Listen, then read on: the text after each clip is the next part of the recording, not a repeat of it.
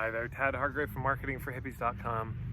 Today's video is on this topic, but the manipulative tactics work. I can't remember where I heard this, but I heard it recently, and it was a sincere question. Somebody said, but those tactics work, so shouldn't I do them? You know, they're effective.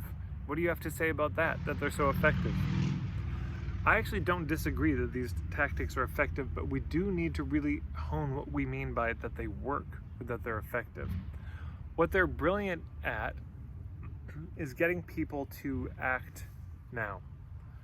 Yeah, the scarcity, the urgency, the social proof, the peer pressure, the getting people in a positive peak state and then making a pitch to them.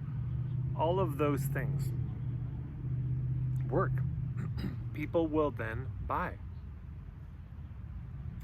But most of them will then ask for a refund, or they just won't participate and they'll feel like they got ripped off, or they'll show up and participate and they'll be a real bummer on your whole program.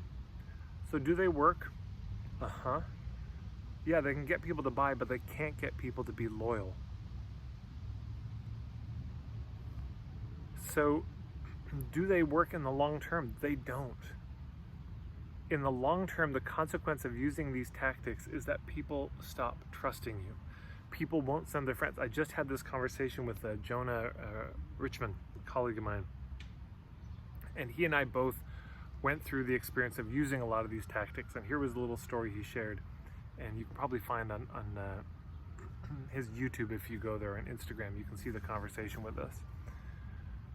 But he taught nonviolent communication, and he did the classic, pitch at the front of the room, and that he learned how to do.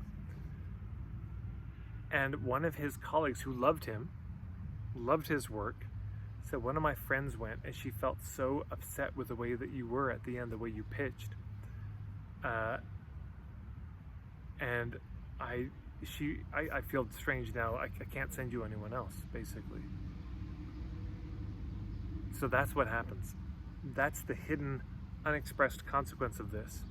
If you imagine that there's your nice human self that teaches the content, and then, the shark comes out at the end, who's a bit of a badass, who's just, Mr. Salesperson. First of all, the audience will notice the shift. I went to one workshop, I remember they were so slimy in the beginning because they were doing the hero's journey story. And it was so scripted. I used to live in a van down by the river, but now I own the river, and now I have a beautiful wife and a beautiful car and a beautiful house. So it just didn't feel human. And then in the middle, they became human, and I really liked them.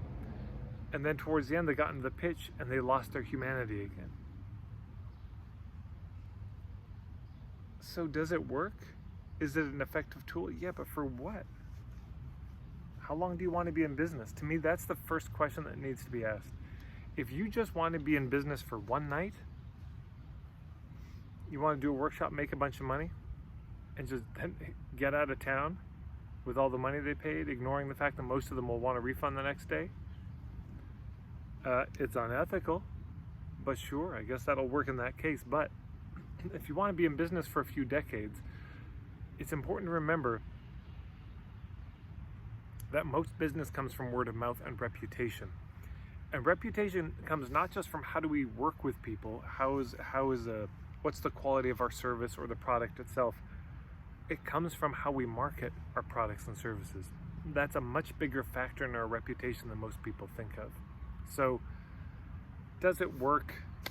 In a very limited sense, of course it does.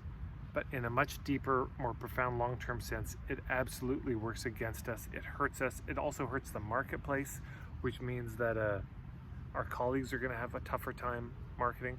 And then because they have a tougher time, they're going to think, I need to use those tactics. And pretty soon, everyone's using those tactics. George Cow, one of my colleagues, defines sustainable marketing as, or he said, just ask yourself, if everyone in the marketplace did this tactic, what would happen? It's a good question. What would happen if everybody did this?